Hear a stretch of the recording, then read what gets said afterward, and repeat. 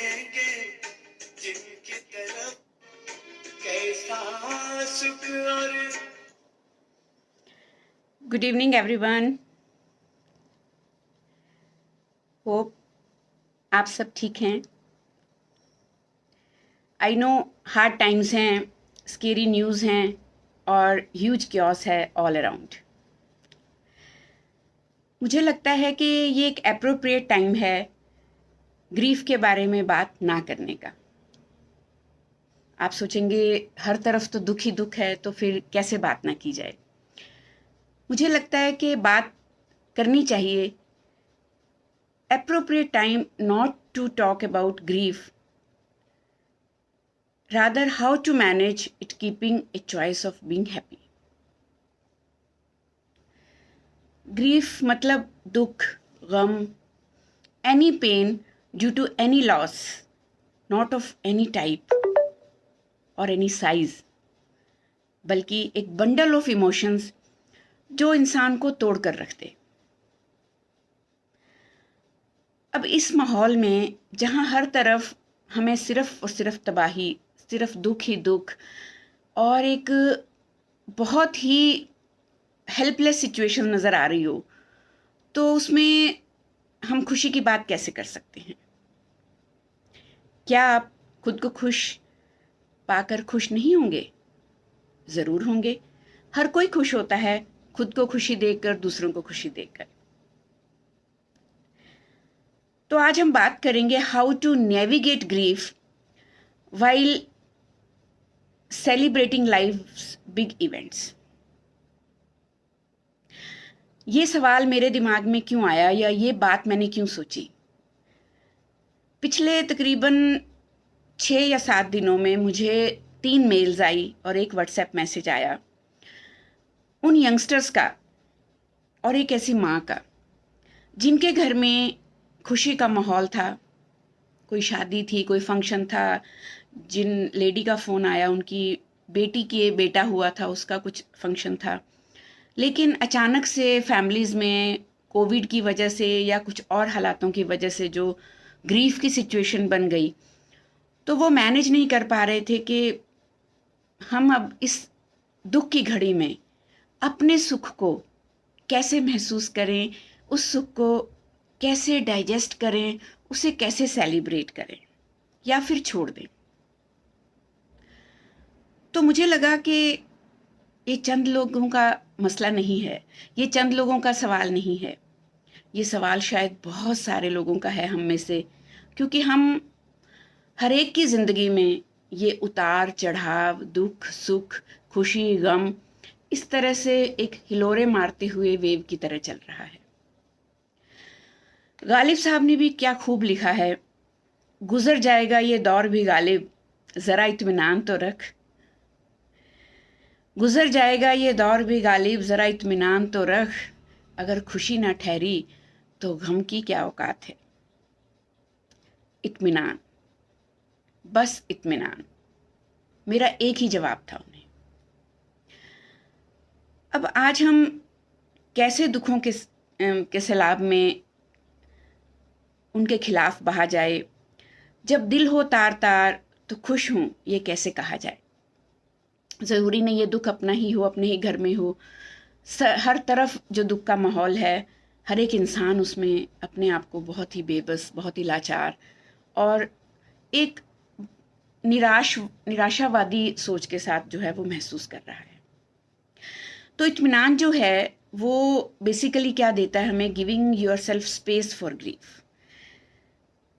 Sadness को set इन करने का जो टाइम मिलता है इत्मीनान के साथ, क्योंकि हम सब जानते हैं कि जो बहुत ही करीबी हालात होते हैं या मिसहैपनिंग्स होते हैं, उनके दुख जो हैं वो जाते नहीं हैं। हम सिर्फ धीरे धीरे उनके साथ अडॉप्ट करना सीख जाते हैं। आप सब मानते होंगे ये बात। तो जो इंटेंसिटी ऑफ ग्रीफ है विद टाइम जो है वो चेंज हो जाती है, थोड़ी सेटल डाउन हो जाती है। इसीलिए दुख में इत्मीनान रखने को, थोड़ा शांति रखने को और थोड़ा सब्र रखने को कहा जाता है।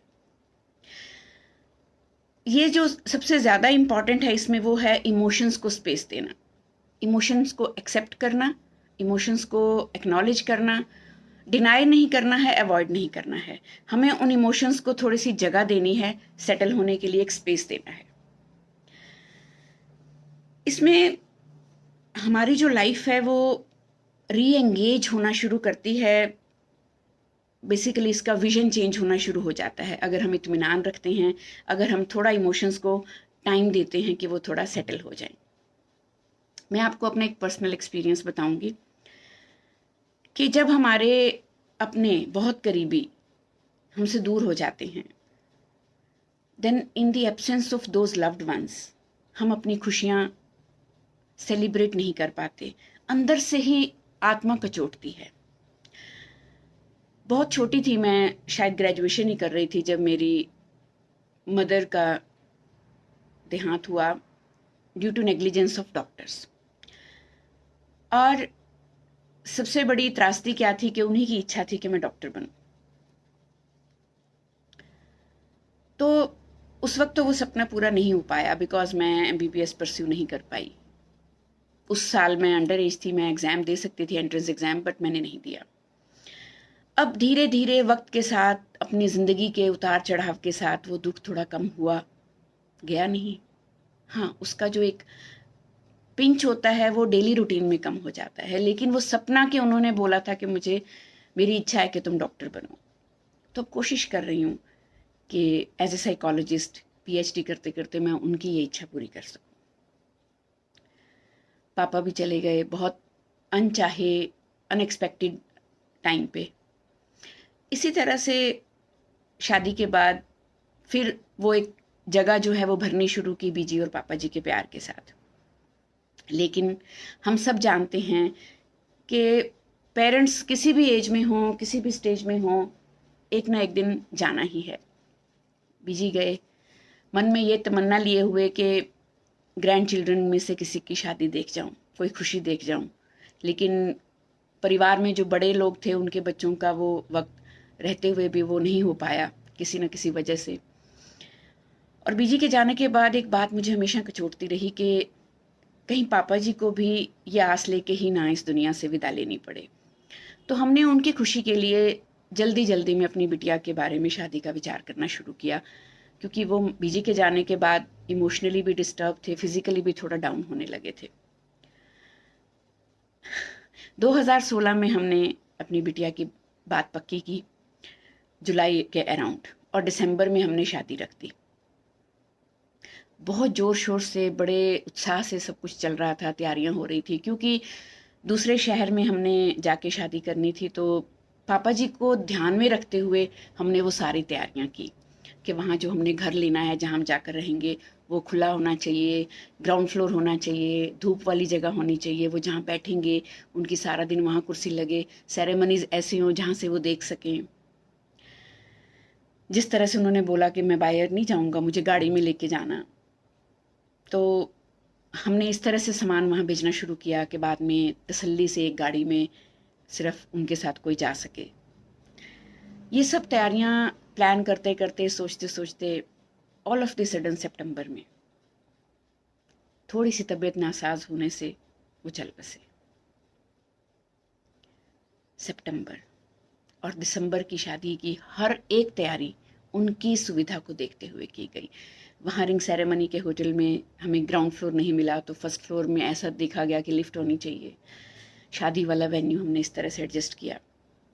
तो ऐसा मन में एक दुख का बहाव था, उस पर से शादी का वक्त, बहुत मन में उथल पुथल मची हुई थी हम सबके कि ये करें कि नहीं करें। और एक बार की तो बिटिया ने ये भी बोला कि नहीं, अभी नहीं, जिनकी वजह से इतनी जल्दबाजी की, अगर वही नहीं रहे तो फिर क्या फ़ायदा। लेकिन कहीं पढ़ा था कि अगर हम अपने किसी अजीज़ के साथ जुड़े हुए ग्रीफ को एक स्ट्रक्चर देते हैं, तो हम सबसे इम्पॉर्टेंट क्या है कि रास्ता क्या अपनाया जाए, हम उन्हें ऑनर करें, हम उन्हें याद करें, हम उन्हें एक इस तरह का टोकन ऑफ अटैचमेंट या एक जो अफेक्शन होता है वो दें, by keeping up their traditions, embracing their symbolic acts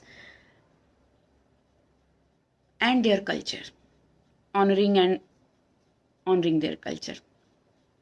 yes. तो हमें लगा कि अगर वो होते तो क्या कहते, तो वो यही कहते कि सब तैयारियां हो रखी हैं, जो उसकी रज़ा में है उसी में राज़ी रहना चाहिए, सब कुछ अच्छा ही होगा। तो बार बार हम सबको ये मैसेज, ये सिग्नल मिलता था कि नहीं, we should go ahead with the already plan, जो भी हमारी तैयारी है। जबकि हमारे बिटिया के ससुराल वालों ने भी हमसे बोला कि कोई भी कंपल्शन, कोई ऐसी ऑप्शन नहीं है, everything can be postponed if you are not emotionally ready for this. लेकिन हमने ये डिसाइड किया कि हम उनके जाने का दुख जो है वो दुख में नहीं मनाएंगे, हम उनकी प्रेजेंस का आनंद उठाएंगे अपने बीच में, इन सेरेमनीज को निभाते हुए, जो जो वो करना चाहते थे वो करते हुए। तो बिल्कुल उसी तरह से हर एक पंडाल में, हर एक सेरेमनी में उन बीजी पापा जी की फ़ोटो थी, पापा जी की चेयर वैसे ही लगी थी जैसा सोचा था। हमने एक एक जो ट्रेडिशन था शादी का, एक एक जो सेरेमनी थी, वो उसी तरह से निभाई जिस तरह से वो होते तो हम निभाते। तो मुझे लगता है कि इसमें बहुत सारे लोगों के बहुत सारे विचार होंगे। शायद कुछ लोग कहेंगे कि नहीं, ये अप्रोप्रिएट नहीं है, ये बिहेवियर हमारे ट्रेडिशन या कल्चर को मैच नहीं करता, and so and so and so. But what I feel कि no need to feel guilty about both feelings together, it is a grief plus joy. क्योंकि ज़िंदगी में कभी भी हम इन दोनों को जुदा नहीं कर सकते। और अगर हम कहें कि आज दुख है, 6 महीने बाद नहीं रहेगा या साल बाद नहीं रहेगा, तो ऐसा नहीं है। ये दुख कभी भी हमारे मन से नहीं जाता। वक्त के साथ, जैसा मैंने पहले कहा, इसकी इंटेंसिटी कम हो जाती है, पावर कम हो जाती है, इसकी वेदना थोड़ी सी जो है वो कम हो जाती है। So feeling happy and trying to be positive in the actually is the central of this process, adapting to loss and grief. So ये जो हमारा अपने आप को तसल्ली देना है, थोड़ा सा नेगेटिविटी में पॉजिटिव होना है, दुख की घड़ी में खुश होने की कोशिश करनी है, अपने मन को थोड़ा सा उत्साहित करने का प्रयास करना है। अगर ये दूसरे के लिए गिल्टी नहीं है कि जब हम किसी दूसरे को दुख से उबारते हैं उसमें हम दुखी या गिल्ट फील नहीं करते, शेम फील नहीं करते, प्राउड फील करते हैं, तो क्यों ना खुद के दुख में भी इस तरह से ही दुख से उबारने का तरीका अपनाया जाए। Be kind to yourself. It's okay not to be okay, but it's not okay if you want to be okay. लेकिन दुनिया की वैलिडेशन, समाज का स्टिग्मा, उसकी वजह से आप ये सोचें कि नहीं, अभी तो दुख मनाना है, अभी तो दुख दिखाना है। क्योंकि मुझे पता है कि सोसाइटी के स्टिग्मास, वैलिडेशंस के लोग क्या कहेंगे, ये बहुत मैटर करता है हमारी लाइफ में, हमारी खुशी से ज़्यादा, हमारी अपनी मन की तसल्ली से ज़्यादा। और मेरा पर्सनल एक्सपीरियंस कहता है कि लोग तो कुछ ना कुछ कहेंगे ही, खासकर वो जिन्हें हमारे दुख से, तकलीफ़ों से, ग्रीफ से कुछ लेना देना नहीं होता। हाँ, खुशियों से जलन ज़रूर होती है। तो ऐसे समाज की वैलिडेशन का हम क्या इस्तेमाल करेंगे, किस खुशी के लिए इस्तेमाल करेंगे। एक इम्पॉर्टेंट टिप मैं आपको देना चाहूँगी अपनी लाइफ एक्सपीरियंस से, बहुत क्लोज रिलेशनशिप के हिसाब से, कि जब भी ग्रीफ को ओवरकम करना हो, किसी भी तरह की नेगेटिविटी से उबरना हो, call your cheerleaders, never never call your critics. और अगर वैलिडेशन लेनी हो किसी से इस तरह के फैसलों में कि हाँ दुख की घड़ी है, अब हम आगे ये सुख का, खुशी का काम करें कि नहीं करें, so take validation from your angel advocates, not devil advocates. ये एंजल एडवोकेट्स और डेविल एडवोकेट्स क्या होते हैं इसके बारे में फिर कभी बात करेंगे, लेकिन मुझे पता है कि आप इसका कुछ ना कुछ अंदाज़ा लगा चुके होंगे। हमारे ही आसपास, हमारे ही अपनों में बहुत सारे ऐसे लोग होते हैं जो सिर्फ और सिर्फ हमें दुख में ही डूबे देखना चाहते हैं, तसल्ली देते हैं लेकिन ये नहीं चाहते कि दुख से उबरे। और अगर कोई आपको दुख से उबारने में ही खुश नहीं है और आपको उसके लिए गिल्ट या शेमफुल फील कराता है, तो मुझे नहीं लगता कि वो आपका अपना है। Along with personal feelings, situations and events with the second wave of Covid. मतलब ये जितने भी मैंने अपनी पर्सनल एक्सपीरियंसेस बताए हैं, अपनी फीलिंग शेयर की हैं, और इस वक्त जो माहौल चल रहा है, अगर हम सबको इकट्ठा देखें, बहुत ही पेन और सफरिंग है। और इसमें इत्मीनान रखना, सब्र रखना बहुत ही मुश्किल है, उतना ही जितना सेफ रहना मुश्किल लग रहा है। But fear and negative talk, it is turning out to be the biggest hurdle to one's mental well-being. ये बहुत ज़रूरी है समझना। What we need actually vaccine of love, belief, hope, and with a little bit dose of understanding. हम सब vaccination की बात कर रहे हैं, हम सब stay safe, stay home, mask, sanitizer and all, लेकिन फिजिकल हेल्थ के अलावा जो इस वक्त सबसे ज़्यादा टारगेटेड है इस माहौल में, वो है मेंटल हेल्थ, जिसकी भी वैक्सीनेशन की ज़रूरत है। सो अगर आप ओके फील नहीं कर रहे हैं, अगर आपको नेगेटिविटी घेरे हुए है, तो बिल्कुल जायज़ है कि आप पॉजिटिव सोचना शुरू करें, खुद के लिए कंपैशनेट हों, दूसरों के लिए कंपैशनेट हों, ग्रीफ और नेगेटिविटी की बातें नहीं करें, पेन की बातें नहीं करें, रिलीफ की बातें करें। Mental nutrition has become as important as nutrition through food. हर जगह ये बात हो रही है, ये खाएं, ये पिएं, इसका ध्यान रखें, उसका ध्यान रखें। मेंटल न्यूट्रिशन का क्या होगा? Acknowledge your trigger points. बहुत ज़रूरी है ट्रिगर पॉइंट्स को एक्नॉलेज करना। पता है क्यों? क्योंकि ये जो न्यूज़ है, ये जो सोशल मीडिया है, सिर्फ इसी को ही अवॉइड नहीं करना है, उन लोगों को भी अवॉइड करना है जो आपको स्पेशली कॉल करके बताते हैं, आज अखबार पढ़ा, आज न्यूज़ देखी, अरे अब तो ब्लैक फंगस भी आ गया है। ओह माय गॉड, अभी अभी मुझे फ़ोन आए 2, और अभी अभी शिव भैया आए तो उन्होंने भी बताया कि मैम मैं न्यूज़ देख रहा था, तो ये ब्लैक फंगस क्या है, मुझे समझाओ, मुझे समझ नहीं आया। सो आप कैसे लोगों से बात करते हैं जो हमें सुपर एंग्शियस बना रहे हैं? तो क्या जायज़ है इस वक्त जब ऑलरेडी एंजाइटी, नेगेटिविटी इतनी ज़्यादा है? तो फिर बहुत इजी है कहना, सिचुएशंस और ऐसे लोगों के बीच खुद को नेगेटिविटी या फियर से बचा कर रखना। But as said, only dead fishes go with flow. और हम अभी जिंदा हैं, लिविंग बींग्स जो हैं वो तैरते हैं तो वेव के अगेंस्ट तैरते हैं। तो अगर आप बचना चाहते हैं, बचाव चाहते हैं, तो पहले अपने आसपास के ट्रिगर्स पे ध्यान दीजिए कि वो सोर्सेज क्या हैं जहां इस वक्त आपको grief, pain, negativity, fear, uncertainty, hopelessness, sadness ये मिल रही है। ये मैं प्रिकॉशंस ना लेने के लिए नहीं कह रही हूँ, ये प्रिकॉशंस लेने के लिए कह रही हूँ। जो प्रिकॉशंस रूटीन में आप फिजिकल हेल्थ के लिए सुन रहे हैं, उसी के साथ साथ ज़रूरी है ये भी। It is time we all have various factors which can affect mental health.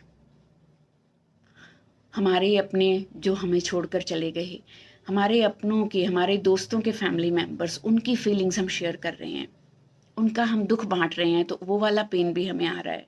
All the words left unsaid, all the feelings unexpressed, meetings undone, plans unfulfilled, final goodbyes, कितनी सारी, इतनी फाइनल गुड बाइज शायद हमारी global level पे कभी इतनी नहीं होंगी जितनी अब हो रही हैं।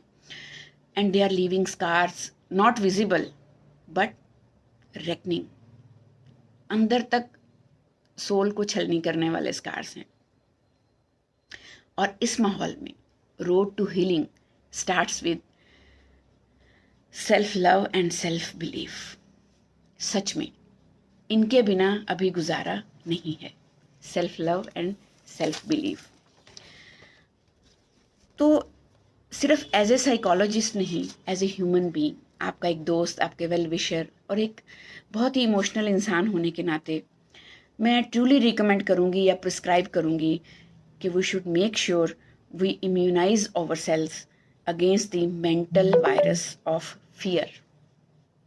Yes, mental virus of fear, याद रखिए।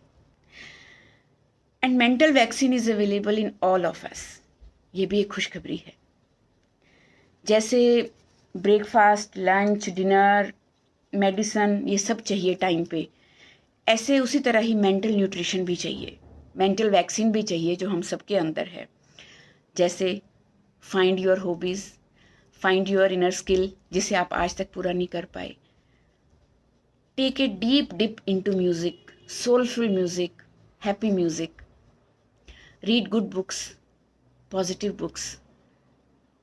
Watch good entertaining content on Netflix or any other medium, not news. Social media पे आप अपने लोगों से बात करिए, हालचाल पूछिए, एक्सचेंज करिए व्यूज़, एक्सचेंज करिए इमोशंस, किसी और की इमोशंस लीजिए, अपनी दीजिए। Exercise, running, bathing on the time if you are working from home, being dressed up daily, ये बहुत सारी ऐसी चीज़ें हैं जो हम अपने आप को पैपअप करने के लिए, मोटिवेट करने के लिए यूज़ कर सकते हैं। इन्हीं को हम मेंटल वैक्सीन्स बोलते हैं एक्चुअली। अपनों से जुड़े रहना और मोटिवेशनल कंटेंट पढ़ना या सुनना, पॉजिटिव चीज़ें देखना या सुनना इस वक्त बहुत ज़रूरी है। इस वक्त हम नेगेटिविटी से जितना दूर रहेंगे उतना ही अच्छा रहेगा। और अगर ज़िंदगी ने आपको ऐसा मौका दिया है कि आपके परिवार में, आपके अपनों में कोई खुशी का मौका है, तो उसमें ज़रूर खुश होइए, गिल्ट या शेम के बिना। Make sure we contribute mentally vaccinated, जिसमें करेज है, डिटर्मिनेशन है, फेथ है, केयर है, कंपैशन है और ग्रेटिट्यूड है। तो उम्मीद है कि इस मुश्किल घड़ी में अगर आपको ग्रीफ ने इतना ज़्यादा ओवरवेल्म कर दिया है तो सब कुछ हमारे ही अंदर है, इसे निकालिए, खुद के लिए इस्तेमाल करिए, दूसरों के लिए इस्तेमाल करिए। और क्या आपको लगता है कि आज इस पे बात करना बहुत ज़रूरी था? क्या आपको लगता है कि मैंने जो भी स्टेटमेंट्स कहीं या जो भी मैंने आपको अपने पर्सनल एक्सपीरियंस बताए, आप उनसे राब्ता रखते हैं?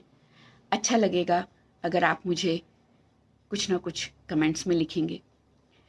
और मैं ये भी उम्मीद करती हूँ कि वो लोग जिन्होंने इसके बारे में बात की थी और जिनके मन में ये डाउट था, सेल्फ बिलीफ नहीं आ रहा था, सेल्फ कॉन्फिडेंस नहीं आ रहा था कि क्या ये ग्लोबल ग्रीफ में हम अपनी खुशियाँ सेलिब्रेट कर सकते हैं, तो उन्हें भी जवाब ज़रूर मिला होगा कि yes, without any guilt, without any shame, you can go ahead.